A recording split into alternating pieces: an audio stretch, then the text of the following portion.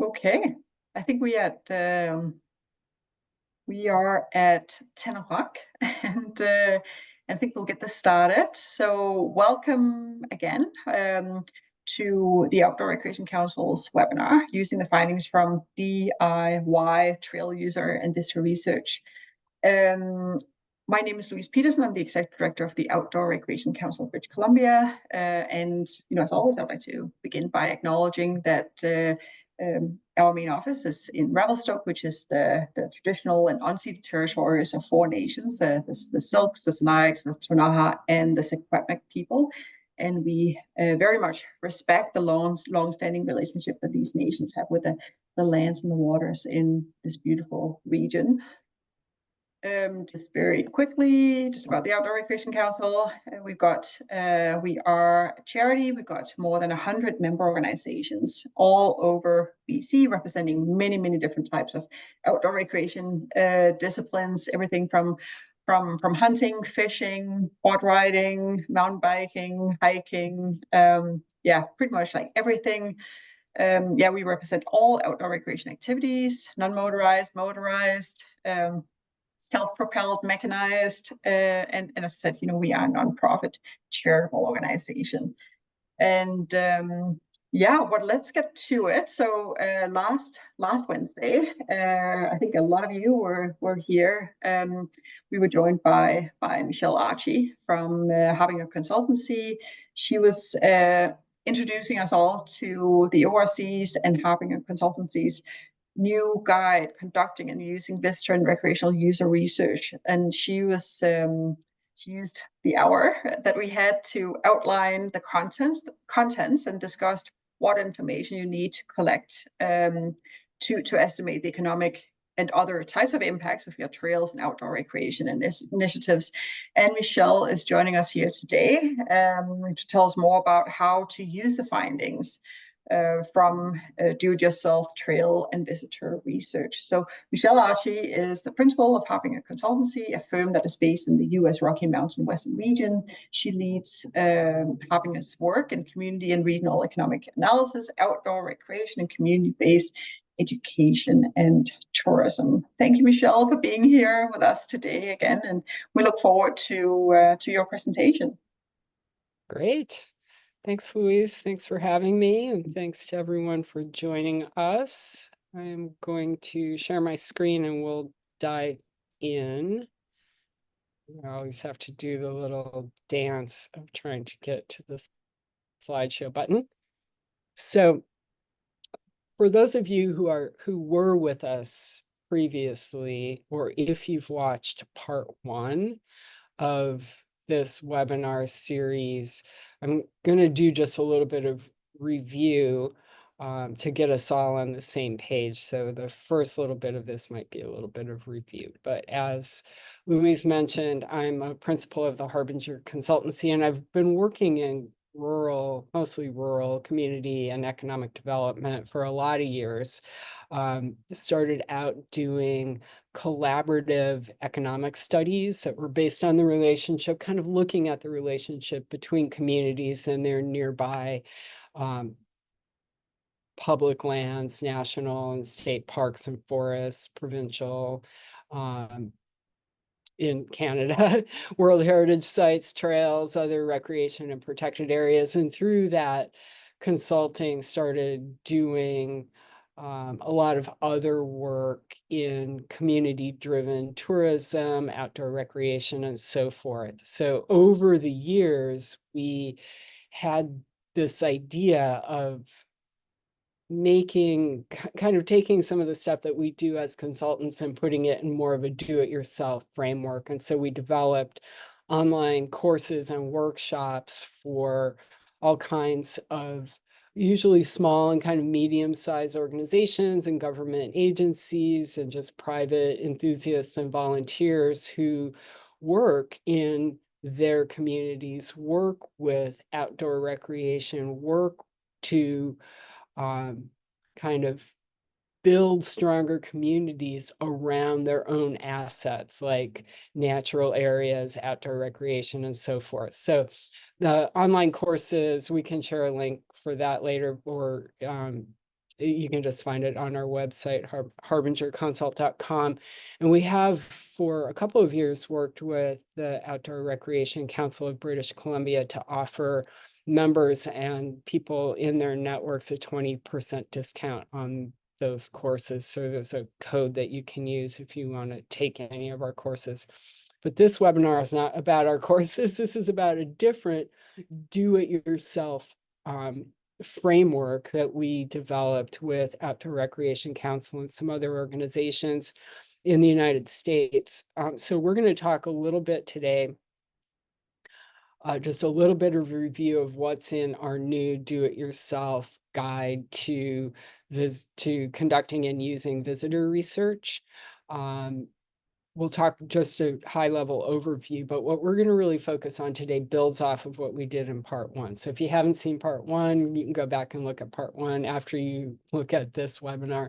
So we're going to focus on the resources that that guide offers to support analyzing and using the data that you collect. So last week we focused on collecting data, and there was some kind of homework, like look through the guide and see how it supports you collecting data about your visitors.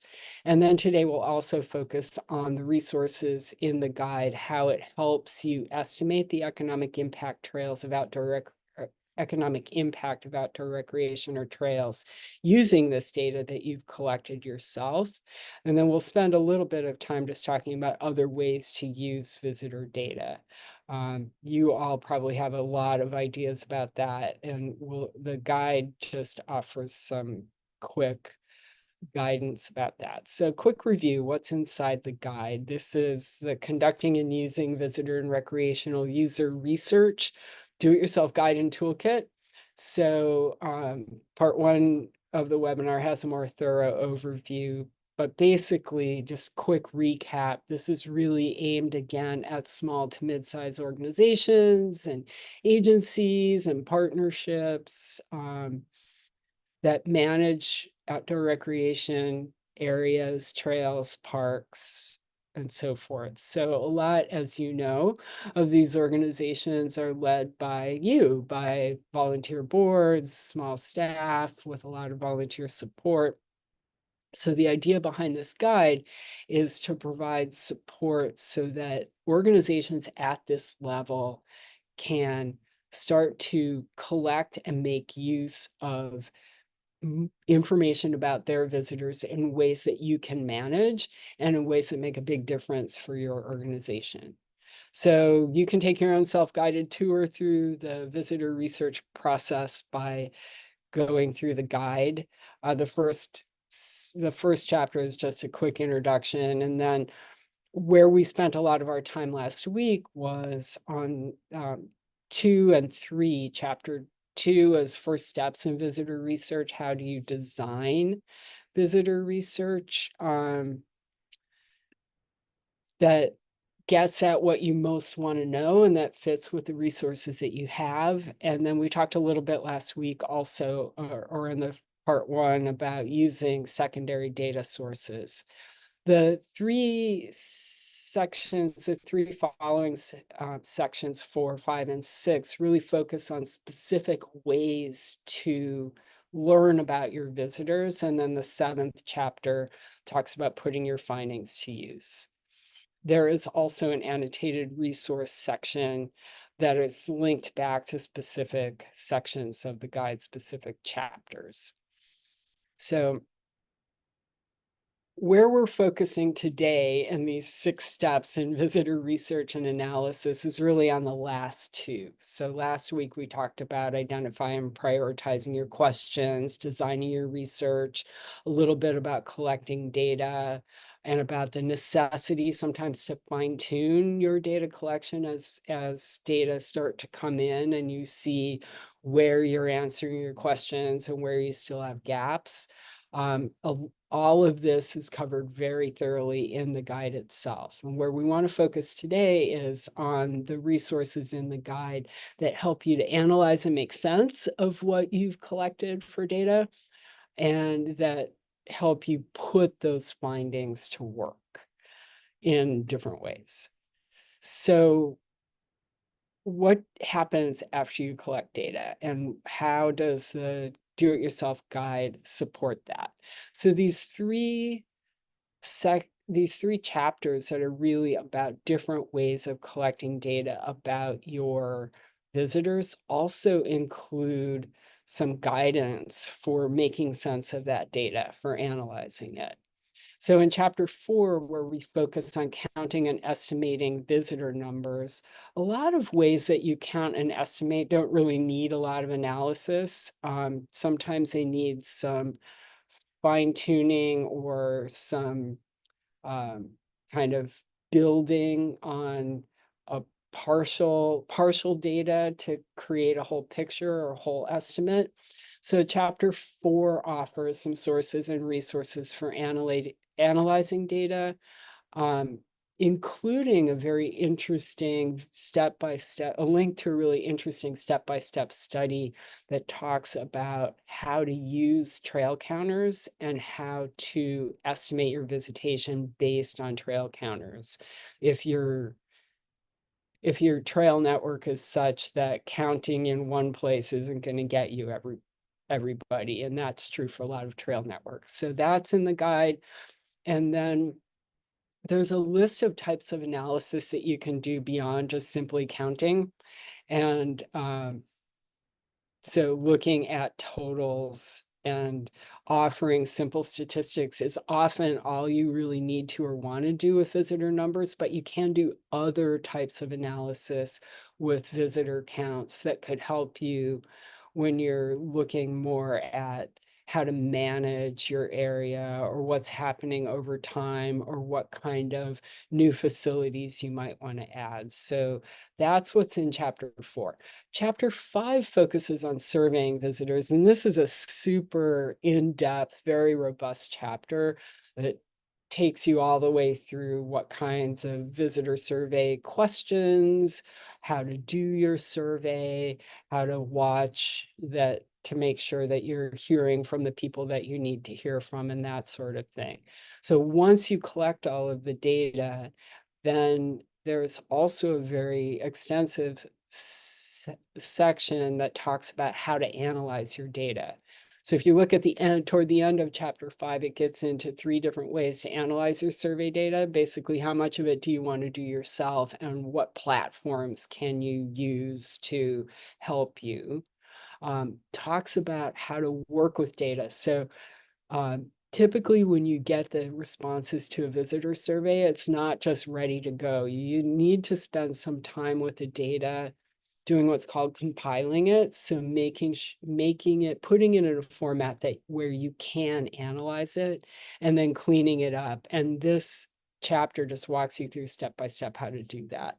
It also includes steps for analyzing data, the most common kinds of data that you're going to be working with in this sort of visitor survey. Offer some tips for how to report your findings, how to make data analysis easier. I am 100% about that. And then how to, if you're going to write something up, what are some tips for reporting your findings in writing? So this chapter is really designed to take you from start to finish through the whole visitor survey process and to help you make sense of what you've learned and analyze your data in a way that you can use in a lot of different ways. And we'll talk about some of that in a minute. So chapter 6 is other ways to learn about visitors. It's got a link to what I think is a really fantastic online resource that has a lot of detailed guidance for doing different types of community research that you could use to learn about your visitors, that you could use to learn about residents, that you could use to learn about business owners, et cetera, et cetera, et cetera, that you could use to learn about user conflicts, that you could use to learn about really almost anything that you'd want to know as an organization. And the resources also include some advice for what you can learn from social media data, how to do that, and then also a little bit about website analytics, which can be another way to learn about visitor interests and perceptions. So that is all in chapters 4, 5, and 6. That's kind of the flip or the companion to how to collect the data is how to make sense of it. And so that's the whole gist behind chapters 4, 5, and 6. So what a lot of organizations want to be able to do that they just don't feel comfortable doing is estimate the economic impact of the activity of their visitors or their trail users. And I'm sorry, I have a fly flying around my face. So in the guide, we have a couple of chapters that really help with this. One of the chapters is using secondary data sources. We'll talk a little bit as we go through this about where and how and why you might need to use secondary data sources. But often if you're doing kind of a do-it-yourself economic impact analysis, you're going to bump into places where you just don't have or can't collect or don't have the time to gather the information directly about your visitors. Ideally, as we talked about in part 1, you'd collect information that helps you know the number of your visitors. We would also be able to collect, or you would also be able to collect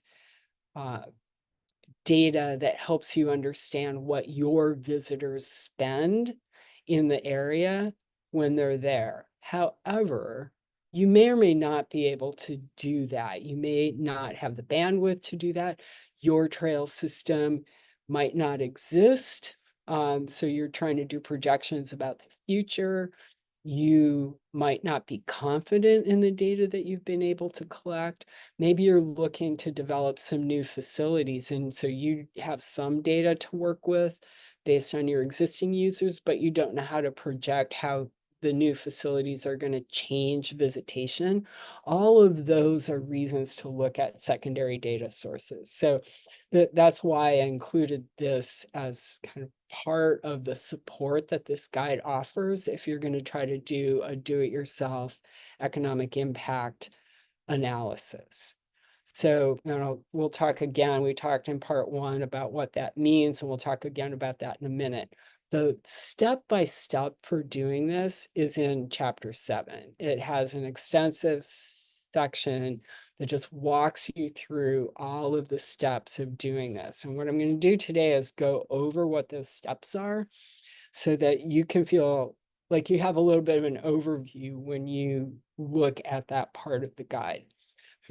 Quick review from what we talked about in part 1 when we were setting up this conversation about what kinds of data do you need to collect, or would it be ideal for you to collect about your own visitors.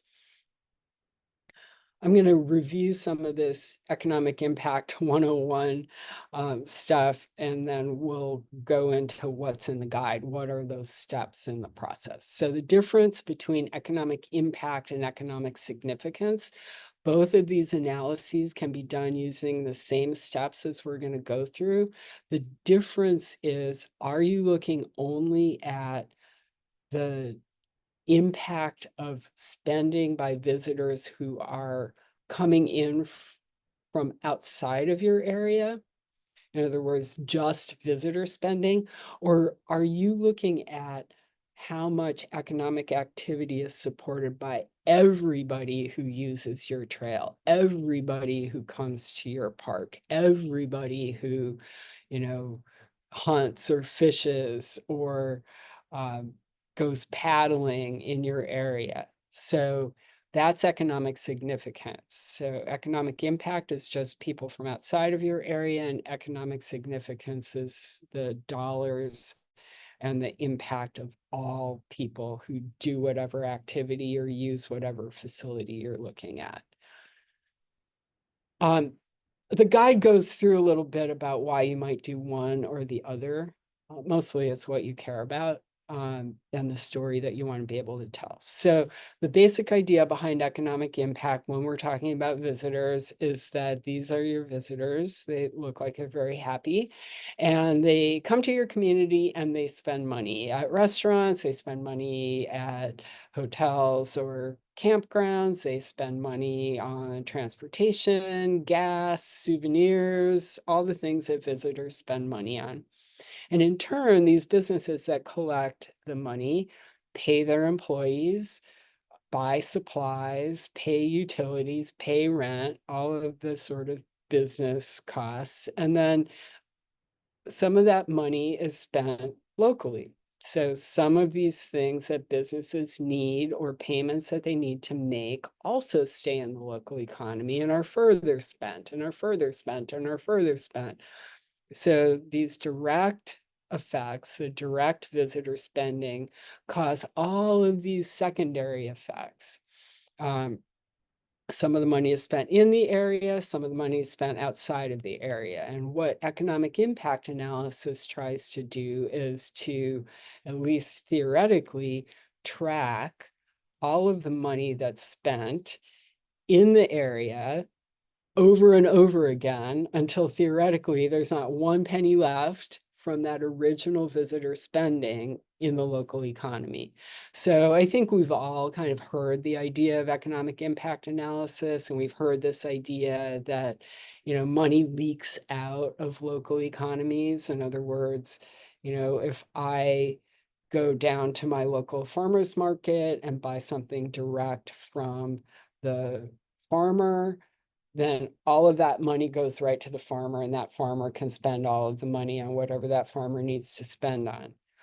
But if I go down to my local chain grocery store and I buy, a can of soup, only some of that money stays in the local area. And a lot of it is spent either by going to corporate profits outside of the area, or by acquiring that can of soup, which was probably not produced right in my neighborhood, and so forth. So the idea is, in economic impact analysis, is we're just trying to create a model that estimates the relationship between that initial visitor spending and all of those other secondary effects, all of the times that that money circulates locally in the economy.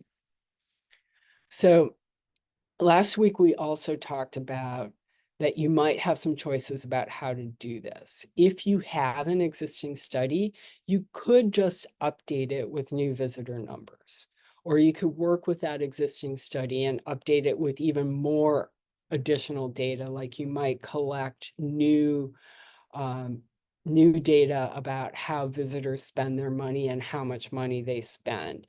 If you care about only non-local visitors, you might be able to learn that the proportion of local and non-local visitors has changed. And so your number of non-local visitors may have gone up or gone down.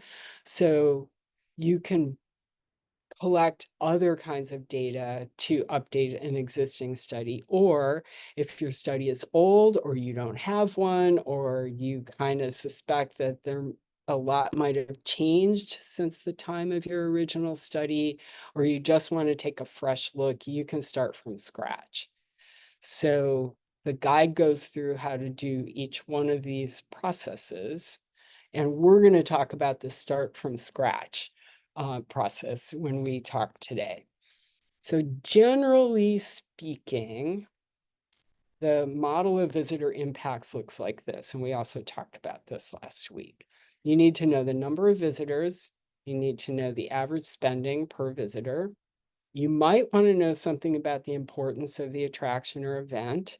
We're not going to talk a lot about that. There is a section in the guide that talks about understanding how important your event, your trails, your park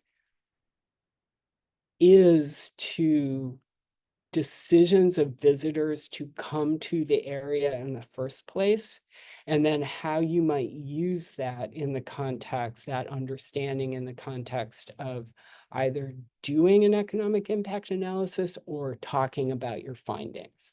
we're not going to really talk about that today. That's sort of 102 level, but that's in the guide. The other two things you need to know in order to estimate the economic impact of visitor spending are two things called the capture rate and the multiplier. Those are covered in Chapter 7, but we'll also talk about those today.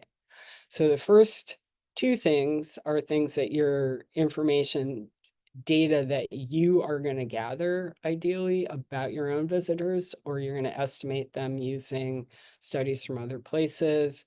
This third thing we're not really going to deal with, but you're going to have to learn this from your own visitors if you're going to know it. And then the other two things, the capture rate, I'm just going to explain it. It's a set rate that we're going to apply in an equation. And then the multiplier, I'll explain how to calculate that. And this is all in the guide. So I just want to do this at the level today so it makes sense to you. And then the guide goes into all of the details. So there are 9 steps in estimating economic impact. We're going to go through step by step. First is to decide on a study area.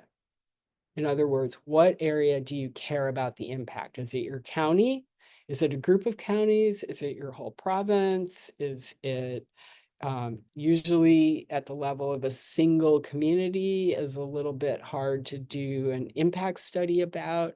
But some larger kind of county or regional area, or even potentially for a whole province, that's what I mean by study area. So when I say I want to study the economic impact of my trail system on these 3 counties that are nearby, that would be an example of a study area or an impact area. And then you gather all the primary data that you have, which is just timely data, recent data about your own visitors. Then you look at that data and you identify gaps. For the things that we need to know in order to estimate economic impact, what do we know and what do we not know? If you have gaps, then you're going to go out, you're going to find secondary studies, secondary data sources, and all that means is that those are data that are already collected, usually from someplace else, maybe from other organizations or in your community or your area, but not directly about your visitors or the visitors that you care about. So we'll talk a little bit about that. Generate estimates to fill gaps. So you're going to use these secondary data that you collect to help you estimate to fill the gaps that you have in data. And there are really only, I'm going to go back to this for a minute, 2 things that we're trying to find out: number of visitors and average spending per visitor. So if you have a gap in one or both of those areas, then you're going to go to secondary studies and sources to help fill that gap. Then you're going to estimate the total direct visitor spending. Simple equation, we'll go through that. So that is the amount of spending that the original, in that graph, the little gaggle of visitors, what do they spend when they're in your area? If your visitor spending data are old, or if you're updating an existing study, you may need to apply a cost of living adjustment. We'll talk about how to do that. The 8th thing is to estimate that total spending multiplier for your study area. So we will also talk about how to do that, and we'll talk about what it is in a minute. And then you just calculate your impact. You multiply spending by the capture rate and the multiplier, and that's the equation. We'll go through that. So these are the 9 steps. Some of it's working with data and some of it's just doing calculations. Study area, we talked about this a minute ago. It's really just answering this question: where are we estimating the impact? So page 62 in the guide has guidance about this, and I will just give you this quick example. This is a study that we did with National Parks Conservation Association in the United States. It was along this river corridor. This is the Upper Delaware River, which is on roughly the east coast of the United States. And so we were interested in looking at economic impacts associated with river and river recreation in this area. And we pick these 5 counties as our impact area. So page 62 has a lot of guidance on that. So think about where you want to be estimating your impact for. What's that region? What's that area? Gather primary data. So what do you know about your visitors, or what data can you or are you willing to collect about your visitors? So remember, you have to estimate 2 key inputs for this analysis. There are many other things you can learn about your visitors, and you can learn some of them at the same time as you're learning about these 2 things. But for right now, when we're talking about economic impact analysis, we only care about 2 things: visitor numbers and average spending per visitor per trip. So what do you know that can help you arrive at these 2 key numbers? What don't you know about these 2 key numbers? So if you can't generate these 2 numbers, then you have gaps in your data. And you're just going to identify what those gaps are. Well, we know a lot about the number of visitors to our trail system, to our park, in our area, doing different kinds of outdoor recreation. But we don't know anything about what they spend per visitor per trip. We just don't know anything about their spending, and we don't have time, and we don't have money, and we don't have the bandwidth to do a visitor survey. Off we go to find different data from other sources. So that's step 4, gather secondary sources. So page 65 and the resources section have a lot of tips and even direct links to where you can find studies that might help you. So here are my 3 rules of thumb. If you have the option, select studies or data sources that are close to home. So if you can find them close to home, is better than further away. And it's also important to focus on studies from situations that are similar to yours. So let's say you don't really have any studies close to home. You're in a rural area. You're looking at a trail network that's, say, roughly 100-kilometer trail network. That's a big trail network. But so when you look for studies from other places, you're going to look for studies that are from rural areas with a similar size trail network, if you can find them. So this is all, and we say this over and over again in the guide, do the best you can. And then make sure that whatever studies you're looking at actually have the data that you're missing. So the guide has a lot more guidance about all of this. How to find studies and data from other places, and how to think about whether they really fit your situation. So I'm going to give you a couple of examples, and then we'll follow that using these 2 examples to also say, well, how would you build estimates to fill the data gaps that you have? So the first example, estimate the economic impact of a 100-kilometer rail trail. You know the visitor spending, but you don't know how many trail users there are each year. So what you're going to look for are visitor counts for similar trails in comparable settings, and we just talked about that.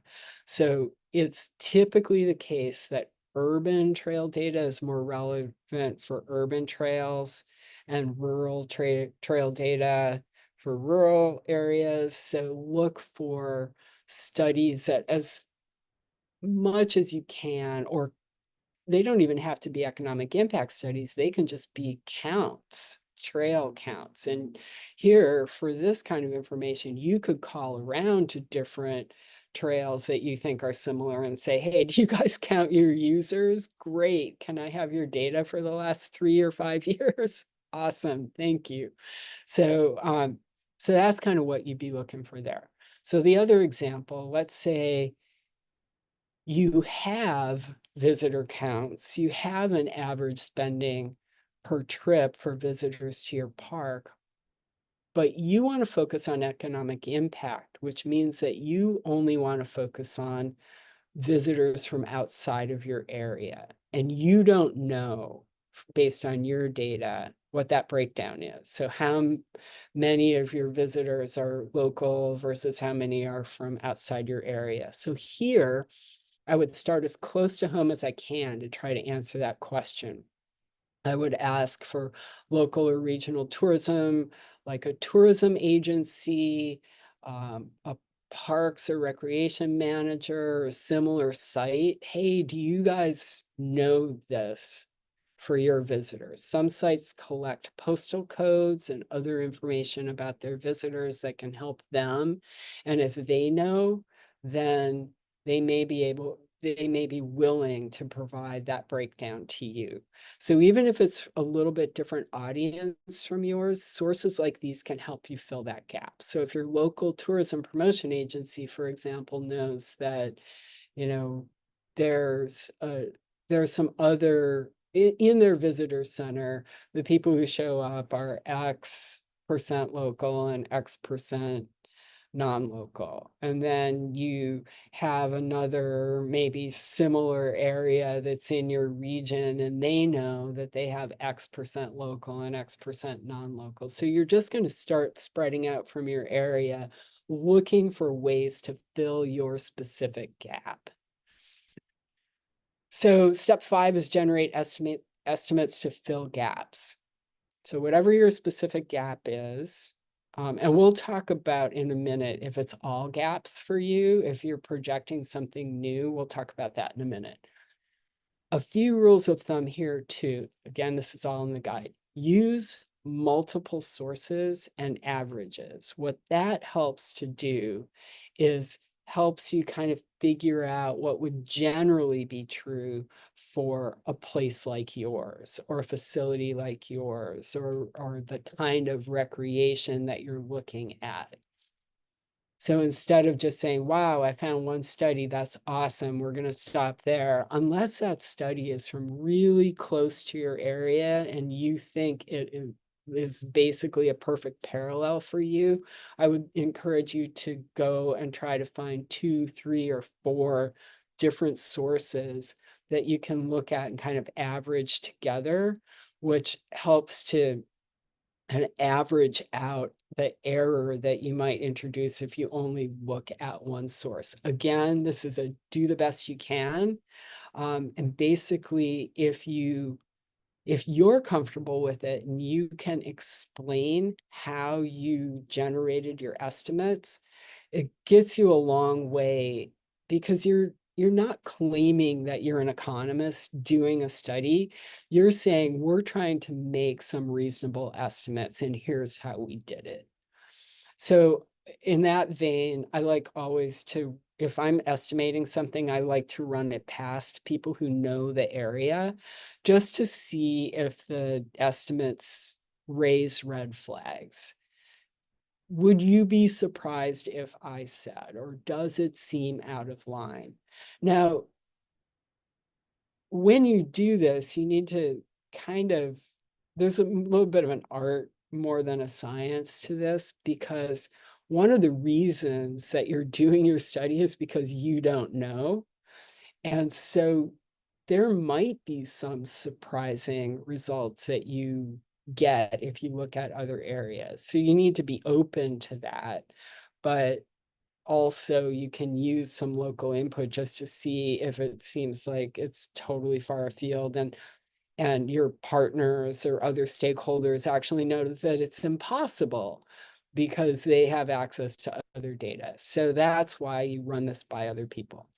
Again, if your studies are all from other years, 5 years ago, 10 years ago, 6 years ago, then you need to adjust your spending estimates for inflation if they're based on data from prior years. And I think until recently, at least in the United States, a lot of people said, yeah, inflation, it doesn't really amount to anything, but over time it really does. So adjusting for inflation is important. So back to our examples, we were talking about that rail trail where they knew visitor spending, but they didn't know how many users they had. So these folks they found 3 studies that included visitor counts for other trail areas. that seem similar to theirs. So then what you can do to generate the estimate in this case is you calculate the annual number of trail users per kilometer for each of the 3 studies. So you're just going to go into your study, how long is their trail or trail network, how many users do they have, and then just divide the number of users by the number of kilometers, and you get the annual number of trail users per kilometer. You're going to average all of those figures together from the 3 studies to produce a single estimate. And the step that I didn't include here, which is the next step, which is now you have an estimate of users per kilometer on similar trails. You're going to multiply that by the length of your trail. So in this case, 100 kilometers. And that's going to give you an estimate of how many visitors your trail hosts in a year. So the second example was we have visitor counts, we know average spending per trip for visitors, but we really don't know the breakdown between local and non-local, and we're really only interested in the non-local visitors. So maybe your local tourism bureau has a survey that shows the proportion of local and out-of-area visitors in their visitor center or at other local attractions like museums or festivals, just something that says that generally speaking, in our area, when we have something going on, there's X% local and X% non-local. So that's one kind of data source. And another trail organization might have provided its visitor postal codes from the past 3 years. And so where you're going to look at each of the sources independently and say, what's the proportion of non-local visitors? This is a little more complicated than the previous example. You're going to try to match the data from these sources to the way that you define non-local for your study. So what's your impact area and what's outside of it? And what's outside of it is non-local to you. So trying to get a direct match between the way that some data are going to be shared with you and your impact area might be a little bit of maneuvering, but again, do the best you can. Average the 2 estimates, or if they seem really different from each other, try to use the data source that seems to best fit your situation. So that's kind of how these are a couple of examples to show how you could work with data from other places to generate your own estimates. If you are making projections, in other words, if your trail doesn't exist yet, if you're planning new facilities or you're going to expand your trail network, you're going to basically rely heavily, if not exclusively, on secondary sources to build your model. So you're going to use those same steps, but you may not have any data, or you may be working with a base of data. Let's say you have a park and you're thinking about a park expansion, and that's what you want to look at the potential economic impact of. You're going to have some base to start with, but you're going to need to look for studies that help you understand, or data that helps you understand what that difference might be. So other parks that have done a similar kind of expansion, or the full impact or visitation of parks that have all of your new facilities, all of your size, that sort of thing. If you're going to make a change, you can use data that you have already for your existing facilities or area. But then if you're going to make a change, you need to go out and try to find data that help you understand what difference that change is likely to make. So that's basically how you do it if you're making projections. So pros do this all the time. You just can't see it behind the scenes. So this is an example of a report that we did for Cameron County, Texas, which is far southern part of Texas. And we were looking at the potential impact of implementing a whole new trail network in this area. And so we we did, part of the study was multi-use trail study and the other was paddling trail study. And this is a list of all of the data sources that we used and how we use the studies. So we had, several studies that we used to look at visitor trail user numbers.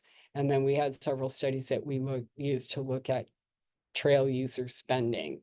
You don't necessarily have to beat every bush the way that we did to do this. If you had 3 studies that would help you understand the thing that you were looking at, that would be really helpful.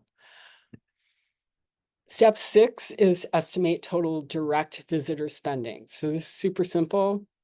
Number of visitors times the average amount that they spend per trip equals total estimated direct visitor spending. So that's step 6. Step 7, you may or may not need to adjust for cost of living, but if you're using any old spending data and you haven't adjusted for inflation, do that now.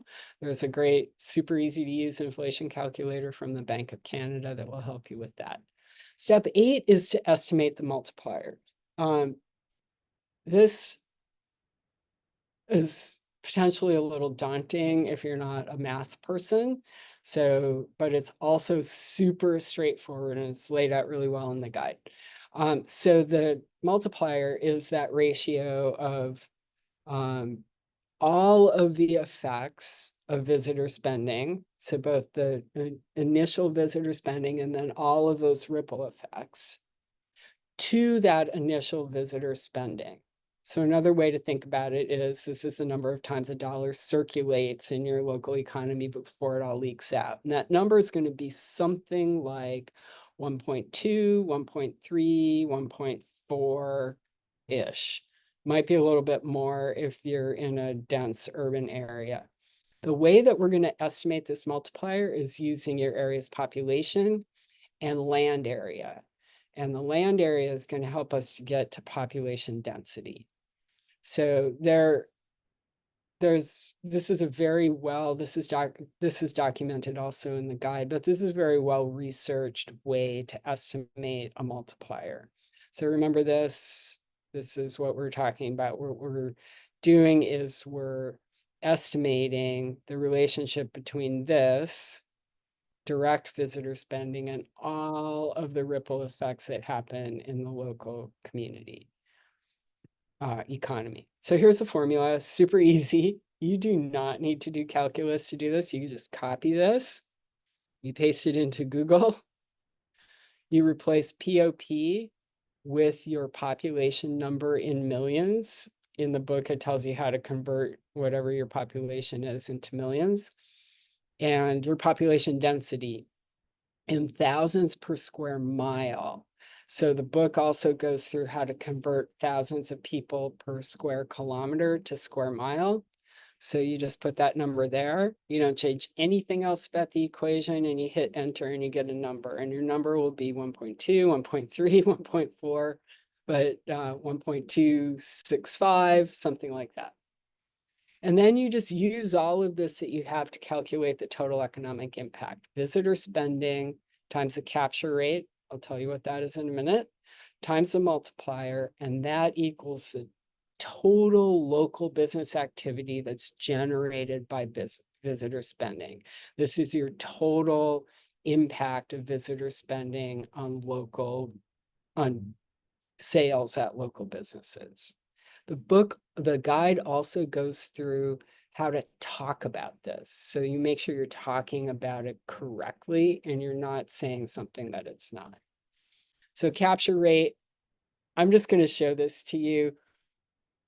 And I'm going to show this to you because this is why we use an estimate for this. We're just going to apply a set percentage. So this is a simplified version from your latest trip to visit with the Outdoor Recreation Council in Revelstoke. So you go into Lovemaking Designs and you buy a t-shirt. Some of the cost of that shirt leaves the area because it's virtually guaranteed that the cotton was not grown to make that shirt in British Columbia, and nor was the fabric, woven and the t-shirt constructed. Very unlikely that any of that happened in your local area. So the wholesale cost of this shirt leaves the area. This, again, super simplified version, but most of what you spend, the rest of what you spend, stays local. And it goes to things like wages, rent, profit for the local owner, etc. When you pay for services, like you pay a guide to take you out fishing, almost all of that money stays local. So if you look across every way that a visitor might spend money, there is a slightly different capture rate in every store, in every industry, for every transaction, which is possible to map out, but super complicated and not do it yourself. So we just use a set percentage, 70%. It's pretty well accepted across all kinds of researchers and analysts that you can use roughly 70%, apply it to your overall visitor spending money, and then, or spending number. And that basically just accounts for the fact that local businesses and local merchants have already spent a part of the revenue that they get in from that visitor on something that's already left the area. So this, you can go on and on about stuff like this, but basically we just use 70%. So if you go back here, visitor spending times that capture rate times the multiplier equals your total impact on local business activity. So now you've got that number, but what if you want to estimate jobs or wages or other impacts? I'm not going to do this today, but page 69 in the guide offers some guidance about how to do that. Doing it directly in the way that we just did for local business sales is a little bit beyond the scope of this do-it-yourself approach, but you can estimate these numbers, and page 69 shows you how to do it. So quickly, other ways to use data. So I want to be the first to tell you, and I just want to reinforce this over and over again, that economic impact is not the be-all and end-all of anybody's economic story. You may think it's important to do, and it may be important to do, but there are lots of other ways and lots of other kinds of findings from visitor research that you can put to use for your organization, for your trails, for your park, for your, the kind of recreation you promote. So visitor research can help, and we talked a little bit about this last week, guide your marketing. It can help inform how you manage your area. It can feed into planning. It can help demonstrate the value of your work. And you don't have to do an economic impact analysis to do any of this. And so again, chapter 7 in the guide offers some support for this. It offers specific tips for communicating about community and economic benefits. Some of this is how do you work with numbers? Some of it's how you structure and tell your story. Some of it is what kind of context can you offer?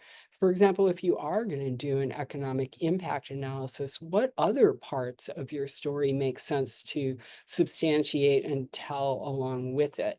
And so it also has guidance for short guidance and links to resources for how you can put some numbers behind or substantiate and understand other community and economic values, everything from quality of life and appeal to residents and business owners, to physical activity, to wildlife habitat, to property values, etc. All of this is in the guide with a little explanation for each one of them about why it's important, about how you can go about learning about these benefits and values yourself.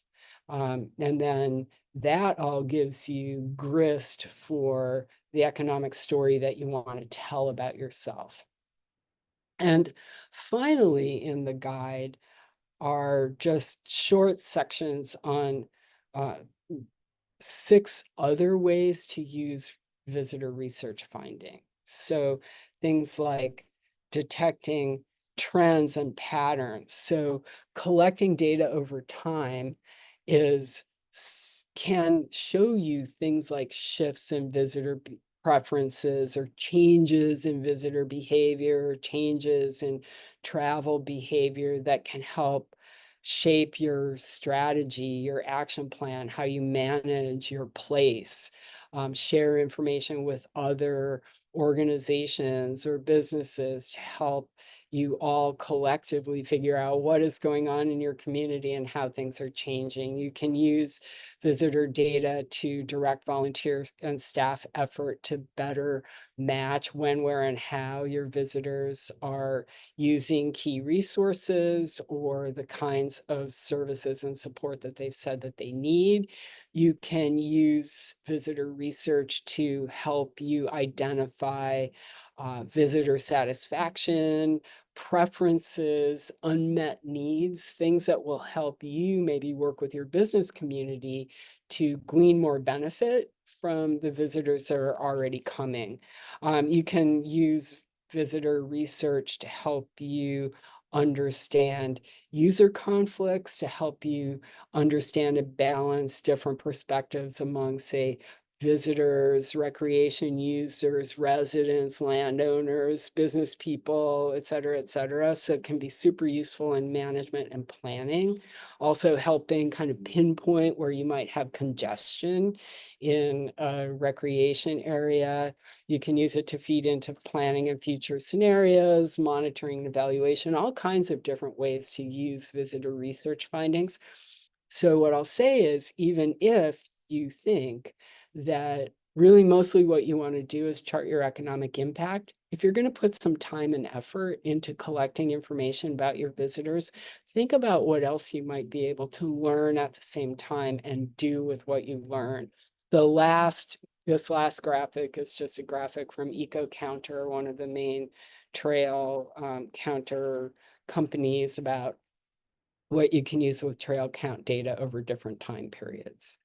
So I have talked almost nonstop, all the way almost up to the top of the hour. But Louise, I want to just turn it back to you. I don't know if we have questions that we should be tackling, or if you just want to at least talk about the kind of input and feedback that we could use from people.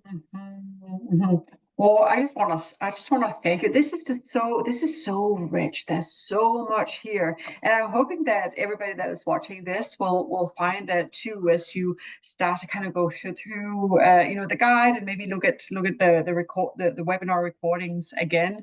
It's incredible. Thank you, Michele. So Michele and I have been talking about, this is a do-it-yourself guide. And is it exactly that? Like, do you still have a lot of questions once you kind of try and do it yourself? We would certainly love to know that, not only for improving the guide, but also there might be some other support that we can provide, in particular to our members. But anybody, we would love to, any of you who read this afterwards and try and do it yourself, let us know what comes up, and if you're struggling, because we really want to make sure that you're successful, because this can be a great tool for convincing people about just the merits of your projects, your initiatives. Yeah, and I'm happy to help you work through kinks that come up. A lot of times you'll think, oh yeah, I really understand how to do this, and you'll just get to this one little part. I don't think I understand this. So I'm always happy to, help you if you get through and you're just at a little stuck point. That's, if a little help can help, I'm here to help. So thanks, Michele. my So we'll make email sure address to share is well known. So we are recording this. We'll send the recording out along with recording number one, the recording from last week's webinar, a link to the guide, and also I'll share Michele's coordinates so that you can contact her directly. But yeah, the time is really up. There is one. Oh, thank you. Thank you. If there's a very quick question from somebody, I see a few familiar faces here, but it is kind of, it is actually 8 o'clock, but I guess, Michelle, you don't mind sticking around, No, I right? can We stay don't for a mind few sticking minutes around if if you there's want to. like one question. Yeah, if there are questions, sure. Yeah. Otherwise, send them by email and we'll respond to them. Yeah, I don't think there's anybody there, anybody with questions right now. I think this was also like just a lot to digest and Yeah. to understand. So I think all the questions will probably come later on. So yeah, I don't say anything. So I just want to say thank you, Michelle. Thank you so much for working with the ORC on producing this beautiful guide. We will definitely try and get this out to as many communities as possible. I know that a lot of the webinar participants today were recreation groups, but this really should be of great value to community, to other community stakeholders. Councils and First Nations. I know that we had a few Indigenous friends here today. So yeah, so thank you, and thanks to everybody for watching and for Yeah. joining us today. And you will hear more from us in the next couple of days. Thanks, All right. Michelle. All right. Thank Okay. you.